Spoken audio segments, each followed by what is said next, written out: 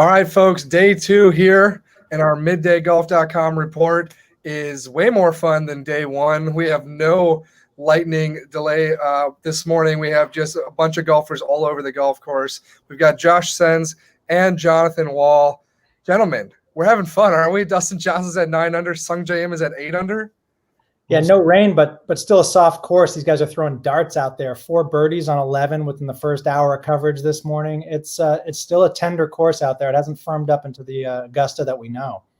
I got to be honest. I thought we were going to see Justin Thomas run out there and really post a score this morning. He had, the back 9 at his disposal, the 13th, the 15th, twice. Paul Casey hasn't even hit a shot yet, but he kind of stalled out. And instead, it's Dustin Johnson, who's one group behind JT. He was at 10 under. He's now at 9 under.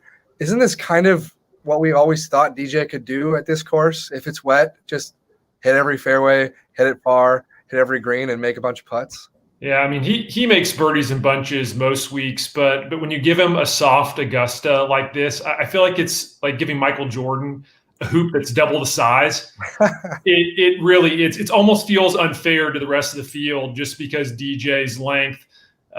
He was stuffing it and the ball's just burying in the green. So you don't have to worry about firmness or rollout or anything. I mean, guys can literally fire at the flag and know it's going to stop. Go ahead, Sean. What I find interesting is, we saw Bubba Watson dealing with so many mud balls yesterday. Mud ball! Dustin Johnson's not talking about mud balls. Is it only a Bubba thing? Like, is this course still kind of impacted by the wetness? Well, there was one mud ball this morning. I saw Bernd Wiesberger had one. It's still soft out there, but it's drying out fast. And I think as we see it dry out, we're going to see the guys who really know Augusta start to shine. I mean, Sung Jae Im is playing great. Is he the kind of guy who's going to be able to deal with Augusta when the greens get rock hard and lightning fast? We'll see. I mean, they're always fast, but when they firm up, that's going to be 8 birdies in his first round. He was at least delayed from one day to the next, but he's got 2 more birdies in his second round, so he's at 8 under. Paul Casey still just 2 shots back. You look down the leaderboard, Johnny Augenstein, this kid from Vanderbilt, amateur. He was the runner-up at the U.S. Open at Pinehurst. He's at 6 under. 6 under. Abe Answer, Cameron Smith, Justin Thomas is at 6 under. This is not exactly a heavyweight leaderboard at this point, but it very much can be, right? Like, we've got plenty of people playing this afternoon. Yeah, and I think the advantage, DJ and a couple other players talked about this, but to be able to finish your first round and roll right into your second, you don't have to worry about cooling off at all. I mean, those guys are still warm. Grab a quick bite to eat and head back out to the tee. I think it gives those players a huge advantage for the second round because they know they're going to be able to finish. The guys going out later today, they're probably not. They're probably going to be coming back on Saturday.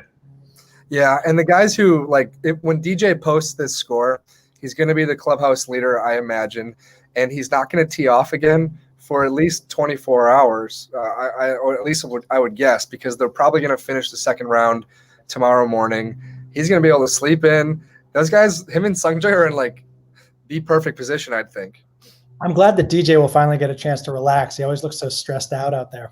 But how about Bernhard Langer once again turning Augusta into it's AGNC meets the AARP. Dude, 63, 4 under. It's insane. How long is he going to be able to keep this up? He's done this in the past and then sort of faded over the weekend. I'm curious to see how long he can continue this. Well, he's hitting 3 woods into these, the 5th hole. He barely made it to the fairway.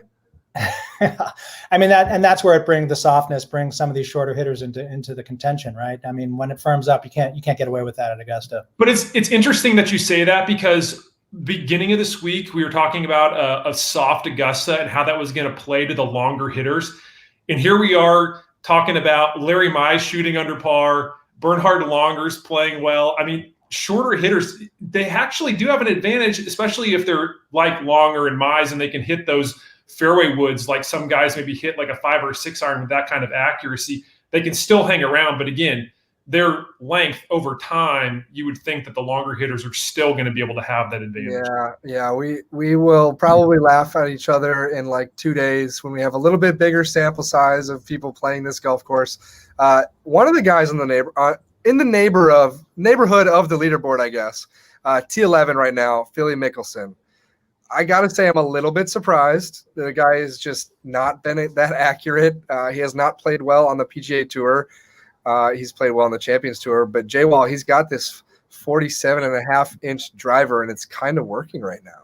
Listen, here's the thing about Phil Mickelson that really is shocking me. It's not the fact that he's playing well at Augusta. It's that he's playing well at Augusta with this club setup that I thought for sure he was going to bomb out with. He's played a new setup since Sherwood at the Zozo.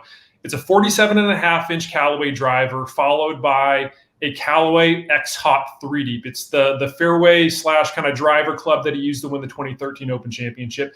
Now, Phil wanted to kind of try and pull a Bryce in and say, well, what if I can just go really long on those holes where I can hit bombs, as Phil likes to say.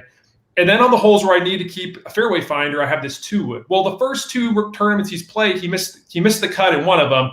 He finished strokes gained off the tee dead last in 2 straight events.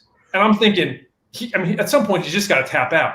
And he puts it in play. He hits 11 of 14 fairways in round 1. He's 6 of 6 in fairways hit in round 2. And I'm like, it's got to be the Augusta juju, because Phil looked dead in the water with this setup. It's absolutely. I mean, he's always said that he never feels at Augusta that he has to be quite so precise, that it makes him feel comfortable, and he's obviously easing into it. I mean, my question is, since everything trickles down, when we go out to our local munis next week, is everybody in our group going to be playing a 47.5 driver? Is that what we're going to see? We're going to see lots of golf balls in people's backyards if that's the case. Yeah. I think people are, for the first time, I'm definitely one of them, just understanding what a standard length driver means. Like, you go and pick something off the rack, it's one thing. This is definitely different, similar but different, and that means something.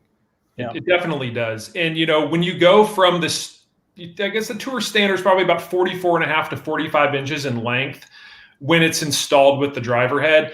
Going up 3 inches, I actually just recently tested 45 versus 48. And I can tell you that additional 3 inches, it feels like a telephone pole. It feels like you're swinging a sledgehammer, because the weight distribution is so different than a standard driver. And it takes some time. I mean, I hit a screaming liner with my first swing with the 48. It took about 5 or 6 balls to kind of get the timing down. It's not easy, which I think makes what Phil – we see Adam Scott going to a 46-inch driver, which isn't too much longer than standard, but some guys now going longer in length, and they're doing it at tour events and swinging at tour speeds. To be able to do that is pretty impressive, and that's why I think you kind of have to leave this to the pros. Doesn't mean that if you're an amateur golfer, you can't try it, but there's so many things that you have to really time up, and it just magnifies it when you go to 48. All right, guys, before we go, we got to talk about who's playing this afternoon. You each get one choice. Who are you watching this afternoon? Whose round matters the most? Well, I mean, I was about to say, we've gone 6 minutes into a conversation about the Masters and we haven't mentioned Tiger Woods. How is that possible? The man's 9-4. I mean, are we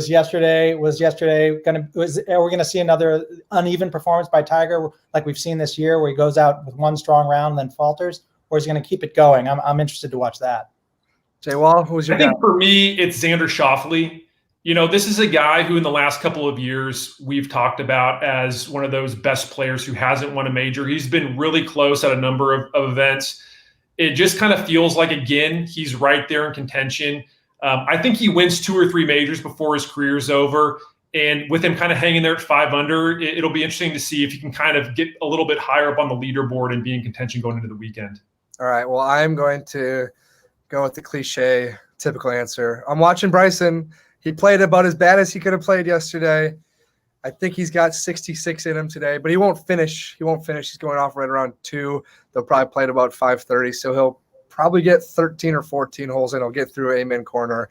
Bryson's on my mind. Josh Sens, Jonathan Wall, thanks for joining us, guys, and everyone else, stay tuned right here at Golf.com. Enjoy the weekend.